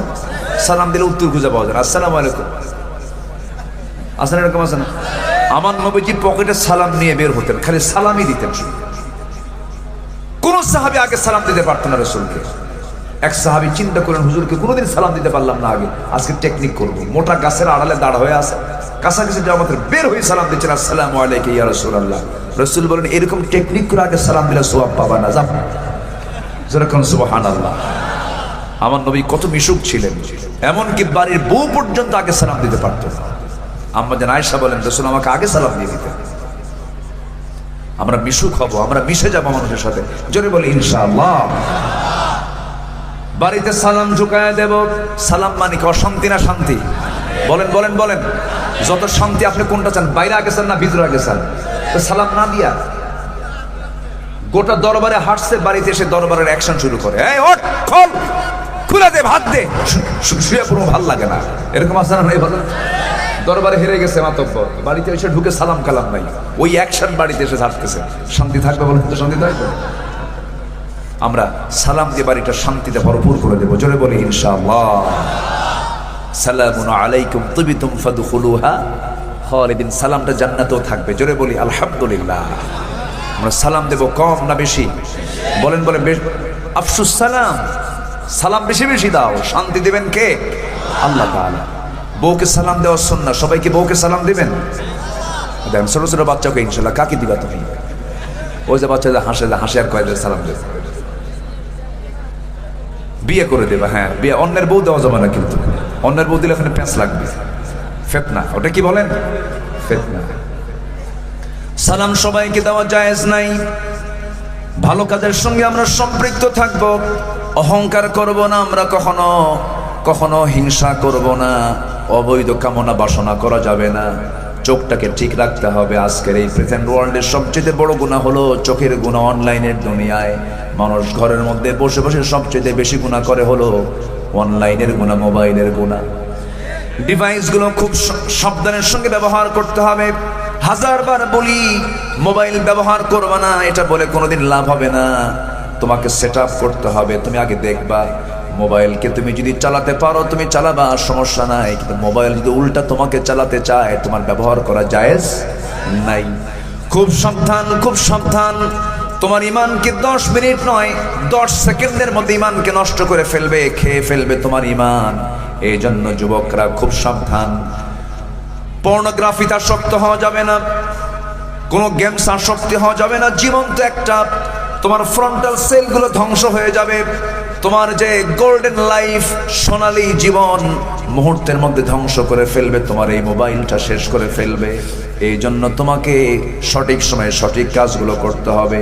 আল্লাহ রাব্বুল আলামিন বলেন, আমাকে যে যুবক তার সময়কালগুলো আমার ইবাদতে যে বান্দা কাটায় দেবে, আমি আল্লাহ নিজে তাকে স্পেশাল মেহমান করে আমি আল্লাহ তাকে আর সাজমের ছায়ে তাকে আমি জায়গা দিয়ে দেবো। যেরকম সুবহানাল্লাহ। শাবুন নাশা ফি ইবাদাতিল্লাহ সাবআতু ইযিল্লুহুমুল্লাহু ফি যিল্লিহি ইয়াওমান লা যিল্লা ইল্লা যিল্লুহু। ইমামুন আদিলুন শাবুন নাশা ফি ইবাদাতিল্লাহ রাজুলুন কলবুহু মুআল্লাকুন বিল মাসাজিদ। আমার আল্লাহ বলেন, ওই যুবককে আমি আমার আরশ আজিমের ছায়ে জায়গা দেব যে বান্দাগুলো খারাপ কিছু দেখবে না, খারাপ কোনো চিন্তা করবে না। যৌবনটা ইবাদতে কাটায় দিয়ে আমার সঙ্গে যারা কানেকশনটা করবে, আমি আল্লাহ নিজে তাকে মেহমান বানা আমি আরশ আজিমের ছায়ে জায়গা দিয়ে দেব। যুবকরা নামাজ পড়বা কয় ওয়াক্ত? আসতে বলবেন না, কয় ওয়াক্ত? 5 ওয়াক্ত নামাজ। আমার বন্ধুগণ, আল্লাহ আমাকে কি দেন নাই? সব দিয়েছেন। ও যুবক, তুমি যে নারীর জন্য পাগল, ও আমার আম্মা, ও আমার বোন, আপনি যে যুবকের জন্য পাগল, ডাহুক ডাহুক চোখ নারীর, যে নারীর চোখটা দেখে তুমি পাগল হয়ে গেছো, এত সুন্দর করে ওই চোখ বানায় দিয়েছেন যিনি, চিল্লায় বলুন তিনি আমার কে? অতএব আগে নারীর প্রশংসা নামে আর আগে আল্লাহর প্রশংসা। বিয়ে করে বউনে করে নিয়ে আসো, ভালো করে দেখো, কোনো সমস্যা নাই। যতবার তাকাবা সওয়াব দিয়ে আল্লাহ পাক ভরপুর করে দিবেন। স্বামী স্ত্রী বৈধ সম্পর্কে আল্লাহ রাব্বুল আলামিন বরকত দিয়ে দেন। বৈধ সম্পর্কের দিকে যাবা, অন্যের বইয়ের দিকে তাকাবা না, অন্য কোনো নারীর দিকে তাকাবা না, গুনাহ হয়ে যাবে, সমাজে গুনাহ ছড়ে পড়বে। আমার আল্লাহ তাআলা নিয়ামত দিয়েছেন নারী পুরুষের জন্য, আবার পুরুষ নারীর জন্য নিয়ামত দিয়েছেন। একজন আরেকজনকে ছাড়া বাঁচে না, এটা ভালো কথা, ঠিক আছে। কিন্তু আল্লাহ চান ইজাব কবুল হয়ে যাক, বিয়েটা হয়ে যাক। বিয়ে পড়ার পদ্ধতি দিয়েছেন তিনি, চিল্লায় বলুন কে? আল্লাহ দিয়ে দিয়েছেন। বিয়েটা করে নাও, আকাম কুকাম করতে যেও না, নোংরামি করা যাবে না, সময় মতো বিয়ে করে ফেলবা, আল্লাহ পাক তোমার বরকত দিয়ে দিবেন। বিয়ে করলেই তো বরকত বেড়ে যায়, বিয়ে না করলেই তো বরকত থাকে না। বিয়ে করলেই বরকত দিয়ে দেন কে? আসতে বলবেন না, কে?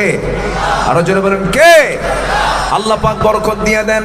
হালাল আর হারামের মধ্যে তফাৎ কি দেখেন? ছাগল বছরে বাচ্চা জন্ম দেয়, গরু বছরে বাচ্চা জন্ম দেয়, গাভী বছরে বাচ্চা জন্ম দেয়, বেশিরভাগ ক্ষেত্রে একটা। আচ্ছা বলুন তো, এই বাজারে এই হাটে বিভিন্ন জায়গায় কুত্তা বেশি দেখা যায় না গরু বেশি দেখা যায়? না, গরু ছাগলই তো বেশি দেখা যায়। বরকত আছে না নাই বলেন? বরকত আছে। হয় মেলাগুলো টেকে না, সব শেষ হয়ে যায়। এই জন্য বরকত দরকার।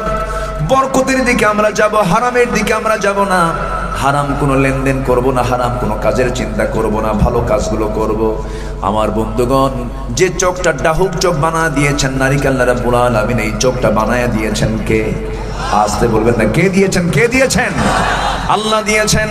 এই চোখের মধ্যে পানি দিয়েছেন, চোখের পানিকে আল্লাহ রাব্বুল আলামিন লবণ করে দিয়েছেন। চোখের পানিকে আল্লাহ পাক মিঠা করলেন না কেন?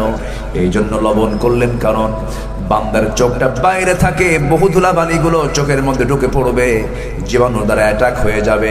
এই বান্দার চোখের যদি জার জমা হয়ে যায়, সে চোখটা হারায় ফেলবে, বন্ধ হয়ে যাবে। আল্লাহ রাব্বুল আলামিন বলেন, বান্দারে 24 ঘন্টায় তোর মাথাতে, তোর চুল থেকে, কি বলে, তোর চোখ থেকে আমি 24 ঘন্টায় 1 মিলিলিটার পানি বের করে দেই চোখের পিছন থেকে মেশিন দিয়া। প্রত্যেক মিনিটে 15 থেকে 20 বার চোখের পলক ফেলে দেই। সুন্দর করে সিস্টেম করে তোর চোখটাকে আমি প্রতি সেকেন্ডে সেকেন্ডে পরিষ্কার রাখার ব্যবস্থা করে দিয়েছি। বান্দা, আমার সৃষ্টিগুলো সুন্দর করে দেখবি আর আমার নামের জিকির করে বলবি, আলহামদুলিল্লাহি রাব্বিল আলামিন। প্রশংসা কার? আসতে বলবেন না, প্রশংসা কার? এক সময় না সব সময়, মিনিট মিনিট না সেকেন্ড সেকেন্ড, শ্বাস প্রশ্বাসে জিকির হবে কার? আসতে বলবেন না, কার? এই চোখ দিয়েছেন কে? এই চোখ সুস্থ রাখেন কে? এই চোখে পানি দেন কি? এই চোখ পরিষ্কার রাখেন কে? রাত 1টার দিকে আপনি ঘুমায় পড়েছেন, চোখের পানি পড়া বন্ধ হয় নাই। সকালবেলা যখন ঘুম থেকে ওঠেন, চোখের ডানে বামে সাদা সাদা কি যেন বের হয়, এটার নাম কি এলাকায়? হ্যাঁ, আরে কোন না ভাই, কি কেতো? হ্যাঁ, আচ্ছা কেতো, আচ্ছা ঠিক আছে, সমস্যা নাই। কেতো এটা নাম থাকে তো, আঞ্চলিক নাম থাকে না?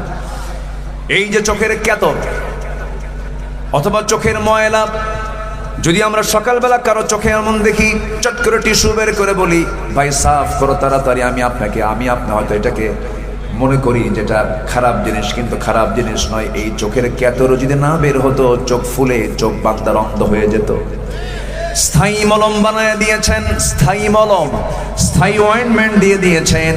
আমার বন্ধুগণ, এই চোখের পানি পড়া বন্ধ হলে পরে মানুষ বাঁচে না, বেশি পানি বের হয়। কিছু কিছু আসে না, রুগী আছে না, চোখ দিয়ে শুধু পানি ঝরে, যে পরিমাণ পানি বের হওয়া দরকার সে মেশিনটা একটু নষ্ট হয়ে গেছে, এই জন্য চোখের পানি বেশি পড়ে। ডাক্তারের কাছে গেলে ডাক্তার বলে ওষুধ খেতে হবে, ফুটা হয়ে গেছে, চোখের পানি বেশি বেশি পড়তেছে, ফুটাটা বড় হয়ে গেছে, ওষুধ দেয়, অপারেশন করে ফেলে শেষ পর্যন্ত। আমার বন্ধুগণ, এই যে চোখের কাম, এরপরে আপনি কানের দিকে তাকান, কানের মধ্যে ময়লা আছে না নাই বলেন? এই ময়লাটা কে দিয়েছেন? আল্লাহ দিয়ে দিয়েছেন। চোখের পানি হলো লবণ, কানের ময়লা হলো তিতা। কানের ময়লাকে এলাকায় কি বলে? গরু খায়। কানের খোল না, কানের খোল। এই ময়লা কিন্তু অপ্রয়োজনীয় নয়। কোন ডাক্তার কিন্তু কানে হাত দিতে মানা করে, ঠিক কিনা? ইএনটির যারা ডাক্তার, খবরদার কানে হাত দিবেন না, কারণ কানের যে ময়লাগুলো আছে আল্লাহ রাব্বুল আলামিন সিকিউর করে দিয়েছেন। কেন? আমার বন্ধুগণ, বান্দা যখন ঘুমিয়ে পড়ে, বান্দা তো নিথর দেহ থাকে, পোকামাকড়, ছোট ছোট পিঁপড়াগুলো থাকে, বিভিন্ন পোকামাকড় থাকতেই পারে। বান্দা তুই যখন ঘুমিয়ে পড়িস নিথর দেহ, কানের মধ্যে কোনো যদি ময়লা, কোনো পোকামাকড়ও যদি চলেও যায়, পিঁপড়া গেল, কিন্তু গিয়ে যখন তার জিহ্বাটা দিয়ে যখন খাবারের দিকে, ওই কানের খোলের দিকে যখন চলে যাবে, তিতা পাবে, বলবে থেকে লাভ নাই, আস্তে করে সে ব্যাক হয়ে বের হয়ে আসবে। কানের মধ্যে কোনো পোকা থাকে নাকি বলেন? বের হয়ে চলে আসে, শুধুমাত্র এই তিক্ত খাবার রেখে দেওয়ার কারণে। সুবহানাল্লাহ। কানকে সিকিউর করলেন। এবার আপনি চলে আসেন মুখের দিকে। আল্লাহ রাব্বুল আলামিন বলেন, আলাম নাজআল লাহু আইনাইনি ওয়া লিসানান ওয়া শাফাতাইনি ওয়া হাদাইনাহুন নাজদাইন। কি সুন্দর জিহ্বা দিয়েছি তোমার, এই জিহ্বার মধ্যে কত প্রকার স্বাদ দিয়েছি।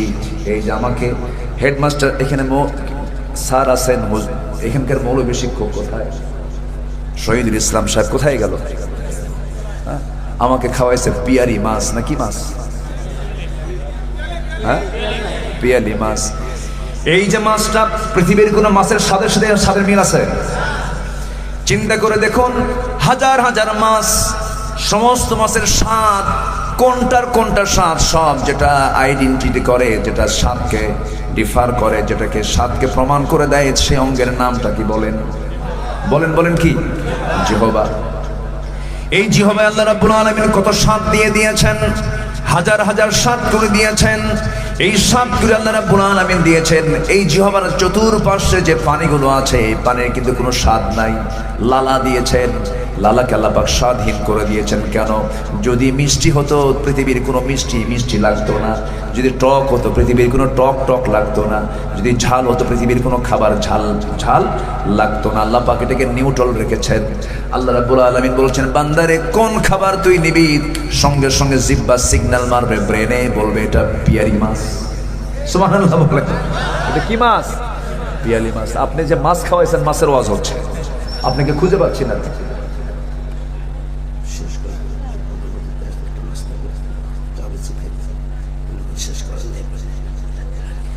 আচ্ছা আচ্ছা, আমি আছি তো, আমি আছি, কি বলেন? সারা রাত থাকবো। সবাই থাকতে রাজি আছেন তো ইনশাআল্লাহ? এত সুন্দর মানুষ হয়, আলহামদুলিল্লাহ, খুব ভালো। আচ্ছা ঠিক আছে, জি। এত কানে কানে কথা কি বলা ভালো? বলো, কিন্তু কানে কানে কিছু কথা বলতে হয়। আমাকে খারাপ কিছু বলেনি, অনেক ভালো বলেছেন। সম্মানিত ভাইরা, জি আলহামদুলিল্লাহ, আমি খুবই খুশি। আমার খায়রুল ভাই কোথায়? ওনার একটা ছেলে লন্ডনে থাকে, পিএইচডি করছে। দোয়া করবেন আল্লাহ যেন তাকে কবুল করেন। জোরে বলি আল্লাহুম্মা আমিন। আমার খায়রুল ভাই আমার অনেক আগের পরিচিত, প্রায় 20 বছর আগে হবে।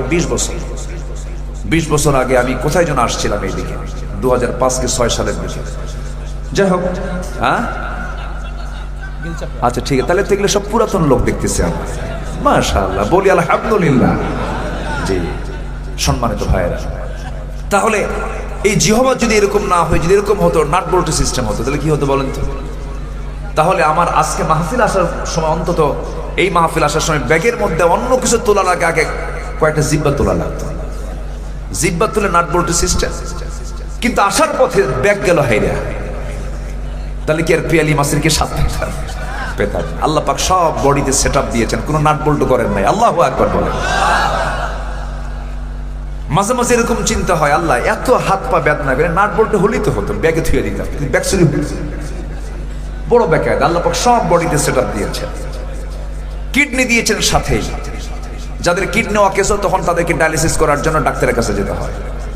তো ডাক্তারের কাছে গেলে পরে ডাক্তার ডায়ালিসিস মেশিন দিয়ে তাকে ডায়ালিসিস করায়। সেটার ওজন হলো 100 কেজি, আর বান্দার কিডনির ওজন হলো 200 গ্রাম।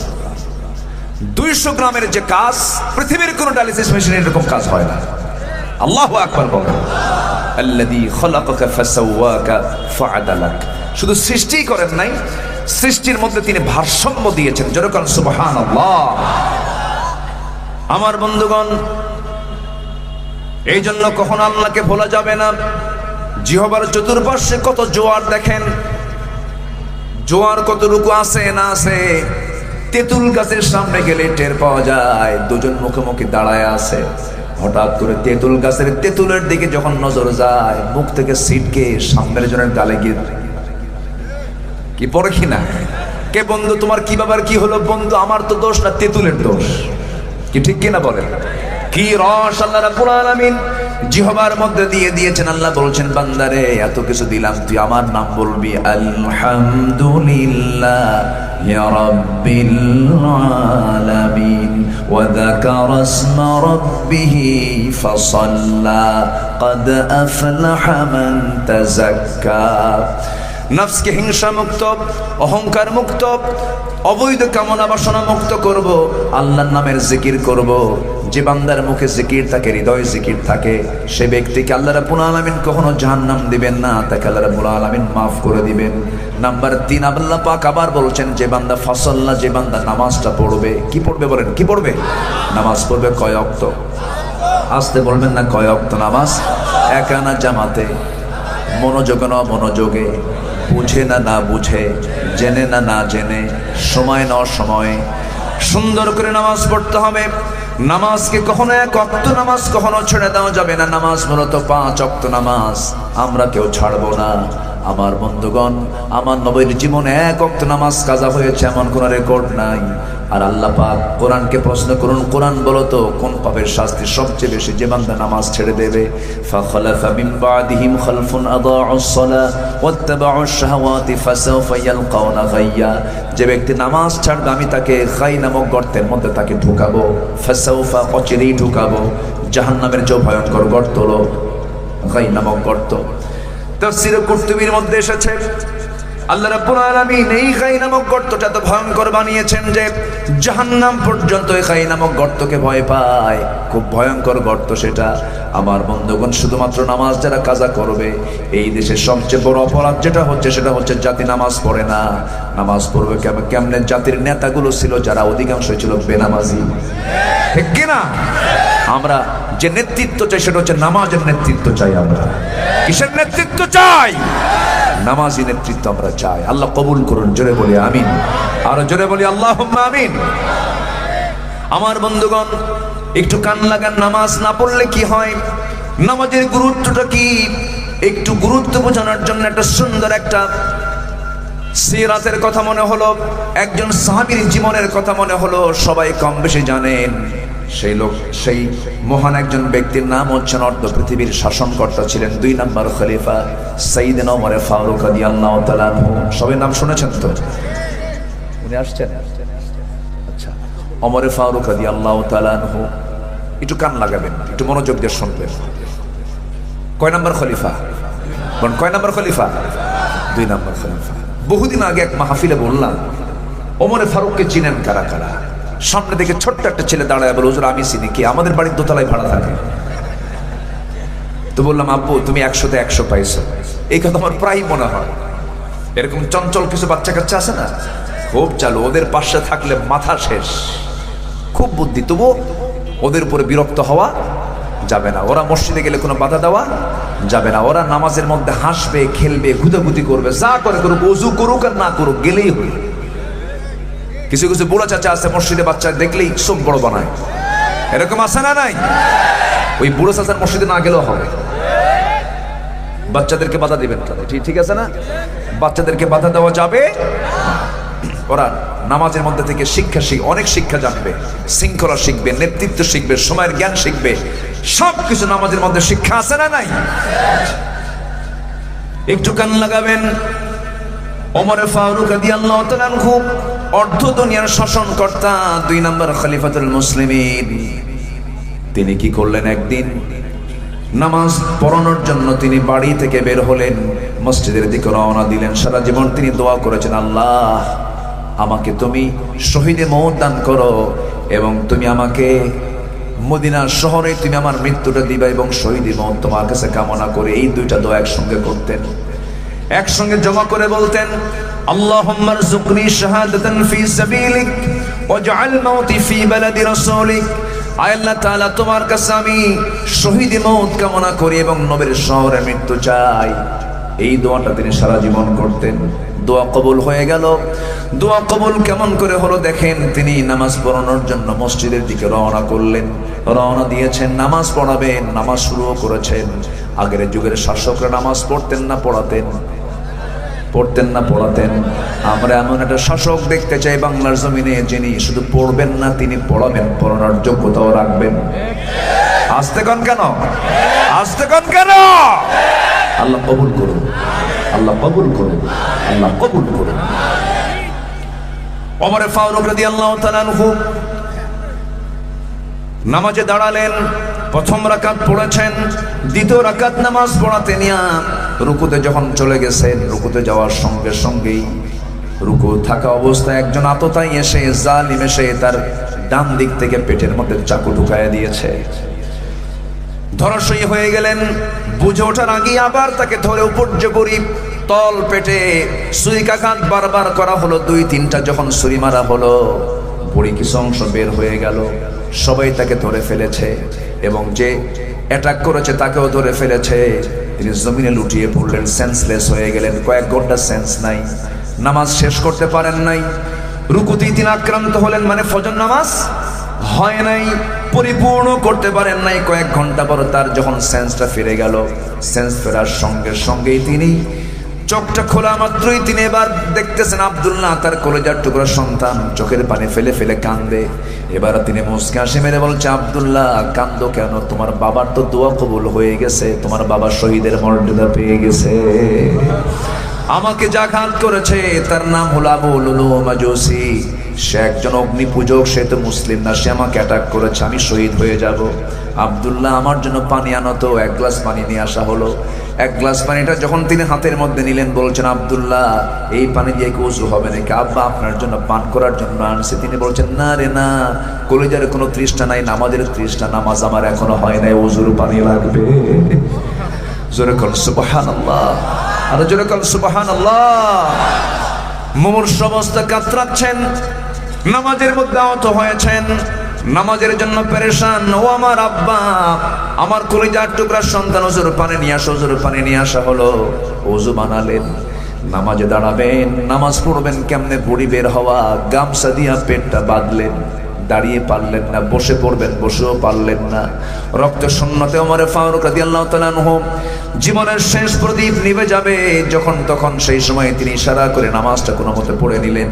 পড়ার সঙ্গে সঙ্গেই ওমর ফারুক রাদিয়াল্লাহু আনহু এবার বলছেন, কলিজার টুকরা আব্দুল্লাহ কান্দো কেন? আমাকে হাসি মুখে বিদায় দিয়ে দাও।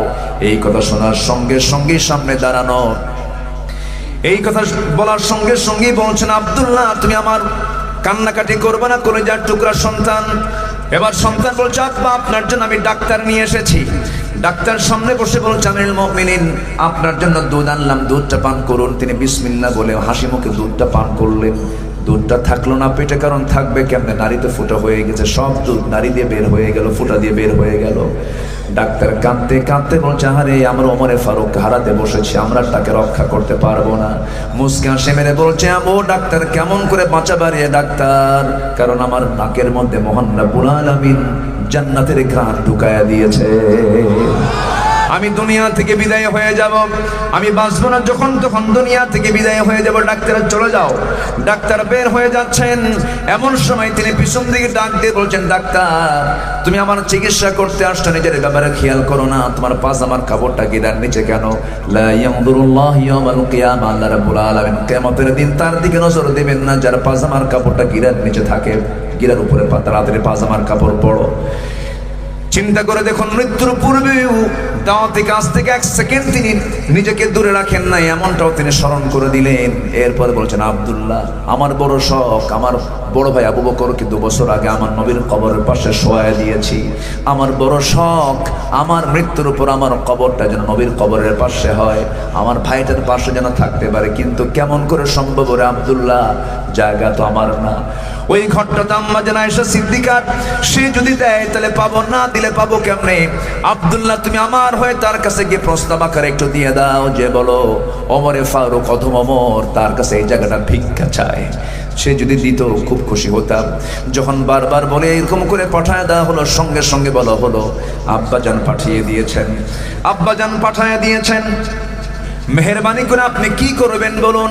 সঙ্গে সঙ্গে ওমরে ফারুকের কথা শুনে আম্মা জান আয়েশা সিদ্দিকা চোখের পানি ফেলতে ফেলতে বলছেন, চোখের পানি ফেলতে ফেলতে বলছেন, আম্মা জান আয়েশা সিদ্দিকা বলছেন, আরে অর্ধজাহানের একজন খলিফা, এত বড় একজন দামি মানুষ আমার কাছে সামান্য একটা আবদার করছে, আমার কবরের জায়গাটুকু আমি ওমরে ফারুক রে এখনই দান করে দিলাম। আমার নবীর কবরের সঙ্গে 2 জন সাহাবীর কবর, প্রথম 2 জন খলিফা, 2 জনের কবর আছে আমার নবীর কবরের সাথে। এই যে ওমরে ফারুক রাদিয়াল্লাহু আনহু যে নবীর প্রতি যে ভালোবাসা, মোহাব্বত, এই ভালোবাসা অনন্য মোহাব্বত, অনন্য ভালোবাসা, প্রত্যেকটা সাহাবীর জীবনের সবচেয়ে বড় ক্যারিয়ার হলো, সবচেয়ে বড় অর্জন হলো, আল্লাহর কসম করে তারা প্রত্যেক সাহাবী তারা নবীকে জীবনের চাইতে বেশি ভালোবেসেছে। ঠিক কিনা বলেন? নবীর ভালোবাসার মজা যদি না পাওয়া যায়, ইমানের মজা পাওয়া যাবে না। ইমানকে মজবুত করার জন্য নবীর প্রতি অকৃত্রিম ভালোবাসা থাকতে হবে। আল্লাহু আকবার বলেন। আল্লাহ কবুল করেন, জোরে বলি আমিন, আরো জোরে আমিন। তাহলে সাইয়েদনা ওমর ফারুক মৃত্যুর পূর্ব কোন ইবাদতের কথা স্মরণ করেছেন বলেন? নামাজের কথা। আল্লাহ রাব্বুল আলামিন কবুল করেন, জোরে বলি আমিন, আরো জোরে আমিন। দুটো বিষয় জানলাম আমরা, ঈমান আনা, নেক আমল করা, পরিশুদ্ধতা। নাম্বার 3 হচ্ছে সত্যবাদী হওয়া। ইতিমধ্যে আমাদের মাঝে আজকের প্রোগ্রামের সম্মানিত প্রধান অতিথি, সাবেক উপমন্ত্রী ছিলেন তিনি এবং কারা নির্যাতিত একজন জননেতা। দীর্ঘ 17 বছর, আমার জানা মতে দীর্ঘ 17 বছর, জি হ্যাঁ, কোনো কারণ ছিল না, বিনা কারণে বিনা দোষে তাকে শুধু কারারুদ্ধ নয়, এটা ভুল হবে, জেলখানার মধ্যে আরেকটা সেল থাকে আরো ভয়ঙ্কর, এমন একটি মানে রুদ্ধশ্বাস পরিবেশে, রুদ্ধদ্বারে তাকে থাকতে হয়েছে। আল্লাহ তাআলা একটা অনুকূল পরিবেশ তৈরি করে দিয়েছেন, তিনি সেখান থেকে ফিরে এসেছেন। আমরা দোয়া করি আল্লাহ রাব্বুল আলামিন বাকি জীবনটা তার দ্বীনের জন্য কবুল করুন। জোরে বলি আল্লাহুম্মা আমিন, আরো জোরে আল্লাহুম্মা আমিন। হয়তো তাদের এরকম চিন্তায় মাথায় ছিল না, হয়তো এমন চিন্তায় ছিল যে এখান থেকে আমার লাশ হয়তো বের হয়ে যাবে। আল্লাহ তাআলা তাদেরকে এই বিপদ থেকে, এই জগদ্দল পাথরকে সরিয়ে দিয়ে আল্লাহ তাআলা তাদেরকে মুক্ত করেছেন। আল্লাহ তাআলা বাকি জীবনকে দ্বীনের আলোতে আলোকিত রেখে গোটা জীবনকে সুন্দর করে সাজানোর তৌফিক আল্লাহ পাক দান করুন। সম্মানিত ভাইয়েরা, তিনি এসেছেন, আমি শুধু তার আগ দিয়ে 2-3 মিনিটের জন্য আমি তার হাতে মাইকটা দিয়ে দেবো, আমি খুব দ্রুত। তো 2-3 মিনিটের জন্য একটু মাহফিল কমিটির পক্ষ থেকে একটু সবার কাছে আমি আবদার রাখবো, যদি একটু চাদর, একটু ব্যাগ যায় 2-3 মিনিট, আপনারা কি একটু দিবেন না ভাই? কম বেশি সবাইকে দিতে রাজি আছেন ইনশাআল্লাহ? একটু ব্যাগ যাবে, একটু জিকিরের তালে তালে ওনাকে একটু চা দেন, একটু আহ্বান করেছেন তো না? আচ্ছা, জিকির করুন লা ইলাহা, ব্যাগগুলো কোথায়? জিকির করি লা ইলাহা ইল্লাল্লাহ সুবহানাল্লাহ আলহামদুলিল্লাহ লা ইলাহা